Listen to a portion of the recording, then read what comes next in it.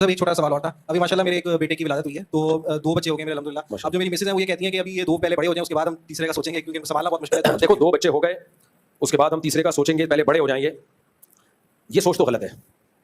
हाँ, ये जरूर होता है कि 2 बच्चे हो जाएं तो औरत के लिए फौरन ही तीसरा आ जाए, तो उन तीनों को संभालना मुश्किल होता है। तो इस बेस पे कोई थोड़ा सा वक्फा दे दे तो कोई हर्ज नहीं है इसमें, 2-3 साल का। लेकिन ये भी एक फजूल हरकत इसलिए है कि ये वक्फा फितरत खुद देती है, यानी अल्लाह का निजाम है ना, और अल्लाह को भी तो पता है कि एकदम से इतने नहीं संभाले जाएंगे।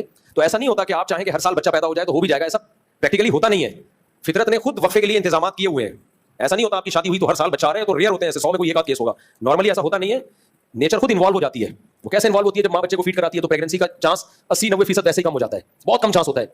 तो ये ऑटोमेटिकली कुदरत की तरफ से होता है। अगर नहीं हो रहा तो कोई करना चाहे 2-3 बच्चों के बाद 2-3 साल का, शरीयत में कोई हर्ज नहीं है, लेकिन नीयत ये नहीं होनी चाहिए कि मैं खर्चे नहीं उठा सकता। और दूसरी बात ये कि इसका औरत को होगा बहरहाल नुकसान, क्योंकि ये जो कहते हैं ना वक्फा कम होगा तो बच्चे पालना मुश्किल होगा, प्रैक्टिकली ऐसा होता नहीं है, क्योंकि पहला वाला बड़ा हो जाता है उस वक्त तक।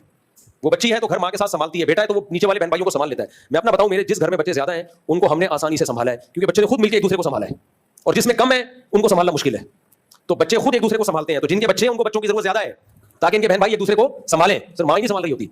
मैंने तो शरीय मसला बता दिया कि रोक सकते हैं वक्ती तौर पर, लेकिन बेहतर क्या है वो मैंने बता दिया। बेहतर यही है कि ना रोकें।